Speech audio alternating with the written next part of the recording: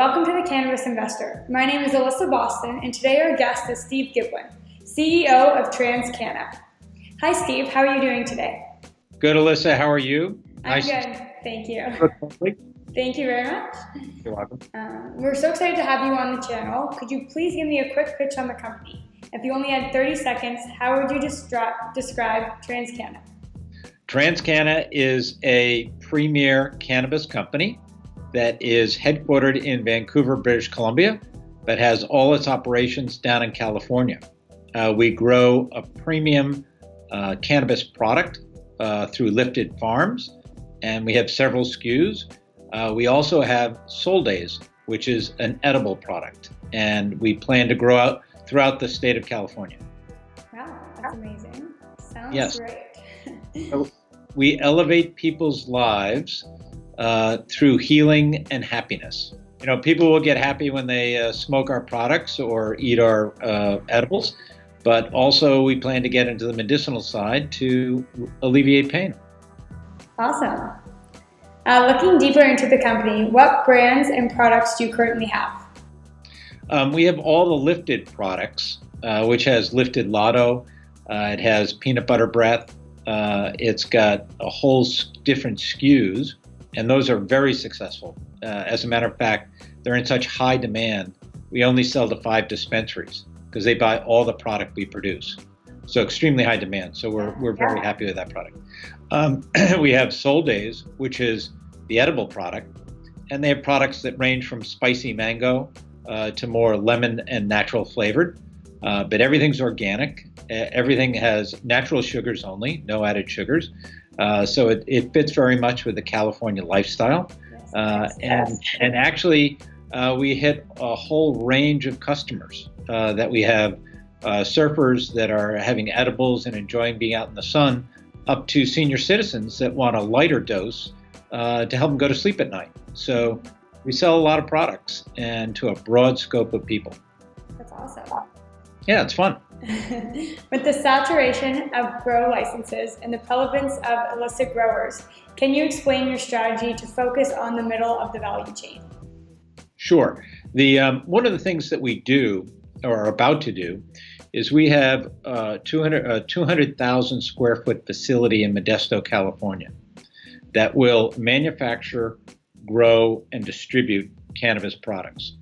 So with all the grow space that has been initiated in the business and all of the saturation of that product, we're the ones that would process that product and bring it to market. So when we open the Daily building, we call it the Daily Street building because we do a lot of celebrations on that street. When we do the Daily Street building, we actually will be able to take all of the excess product, manufacture it, and distribute it. So we're the solution to the problem right now with the saturation of product in the cannabis space. Perfect. Yeah. It's a good spot to be in. Yeah, it's a great spot to be in. And, we're going to be a big employer. We'll have 300 to 400 people. So, again, when we say healing and happiness, some of the happiness we will deliver is give employment to people in Modesto, California. That's amazing. That's so It cool. is. Good to hear. Yeah. I read that there's been a significant growth in your edibles, manufacturing, and distribution business units. Can you explain more on this topic? Sure. So we talked a little bit about the edibles with Sol Days. So we're going to distribute those edibles across to all 600 dispensaries in California. And the edible products we feel is very good for a multi-state opportunity. So the edibles, we could set up distributors in Washington, Nevada, Oregon. We're not going to do that immediately because we have so much growth in California, but we feel we can scale that very quickly to a multi-state opportunity. With the lifted products, I think I told you we only sell to 6 dispensaries. Yeah. And so when we harvest that product, the dispensaries show up and literally grab everything they can off the shelves. So it's kind of a quick sweep. And when we get that, when we get the Daily building open, we'll have another 60 to 100,000 square feet of grow that'll be for the lifted products. And then we'll be able to distribute in the Bay Area and Southern California. Yeah. So we've got quite an opportunity in front of us. Yeah, sounds like it. Yeah, it's going to be. How will you maintain and grow all 4 of your business units simultaneously? Well, that's pretty tricky. We can do it, but we aspire to do it because we have a great management team, and our acquisitions were very strategic in that when we bought Lifted Farms, we had all people that could execute on the grow side. Then we brought in some people for the distribution side from outside of Lifted Farms and TransCanna. We have the edible people that we brought in, and then we've hired people from the agriculture business. So we've hired people from Taylor Farms and Organic Girl and some of the agricultural businesses because we feel the cannabis space is going to be regulated in the United States by the agricultural standards. So anybody who's not growing to agricultural standards, we feel within another year, you're going to have to by law. Yeah. So ahead of that game and bringing those people in now. We also have several Mercedes vans. So our cannabis travels in style. And that's the way to do it.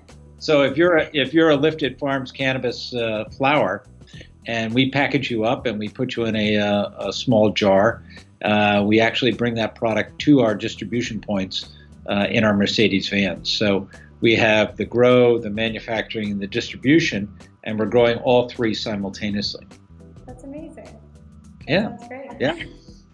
In recent news, the Lifted Farms expansion is complete. What is the next step for this additional space, and how will you create value for the company's shareholders? Sure. So one of the things we do is we're one of the few cannabis companies that has a real P&L, profit and loss statement. We started generating our revenues back in October. We have a good income statement. We're generating cash. We're generating revenues.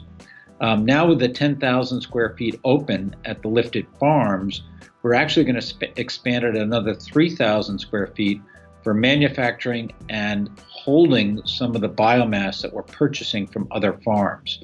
So we have such a demand for our products, our pre-rolls and things like that we have to go out and source some of the cannabis from other farms to come in and do some of the manufacturing.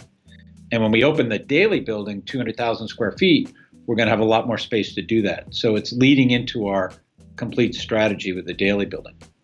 Wow. So a lot of for your company. Yeah. So for the shareholders, there's tremendous upside, and we try to keep everybody updated. But as we get the daily building fully licensed, that will be the biggest cannabis manufacturing distribution facility in the state of California. So we will be the biggest and the best in California. Well, congratulations. That sounds amazing. Great state to be big in, right? Yes, exactly. Speaking of that, do you think being a California-based company gives you an advantage than companies located in other states? Absolutely. And the reason for that is obviously there's 40 million people in California. Mm-hmm. And for anybody who's been to California, you'd probably agree with me that most of the people in that state smoke pot. At least you could tell that from the driving and the lifestyle. Yes. But the important thing is that California has close to 700 million a year visiting the state. So if we're big in the state of California, and a lot of that is domestic travel as well as international travel. So the amount of tourists that go through the state of California, if they see and like our product, we could expand not only domestically within the United States, but North America and Europe as well. Yeah, that's definitely a very good strategy. It gives us a good foothold. So it's all about trial in our business. And, people that try our products, particularly our Lifted Lotto and some of those, they like it and they come back for more. So customer acquisition is what it's all about. There you go. Where do you see this industry going in 5 years? I see this industry growing in 2 ways. One, I think there's going to be much more acceptance. The stigma for smoking pot or, eating an edible is rapidly diminishing. And so I think that will continue growth. And with the 24 states that now have some form of legalization in place, either on the medicinal or on the recreational side, obviously we feel the rest of the United States is going to be legal and hopefully banking, and that'll expand the market dramatically. But I do think the medicinal size will be 5 to 10 times larger than the recreational side. Wow. So we're forecasting U.S. to be about a $30 billion market on the recreational side. We think it'll be a $150 billion market on the medicinal side. And those are astounding numbers. Yeah. But people are using the medicinal side of CBD far more than the recreational, and it goes to all segments of the population. Yeah, that's true. And especially even internationally. So we see tremendous growth. Yeah, that's amazing.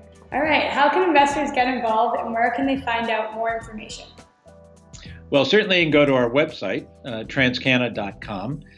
We are traded on the Canadian Stock Exchange. So investors in the U.S. Have to work with a broker that can do international trades, and they can certainly buy our stock. It's very affordable, $1.10. Obviously, I'm very excited about the future of the company, but I can't make any forward-looking statements. But we can say, obviously, we love the company, and we're doing everything we can to grow it and good return for all our shareholders. That's amazing. Well, thank you so much, Steve. It was so nice to talk to you, and thank you for being on our channel. Great. Thank you, Alyssa.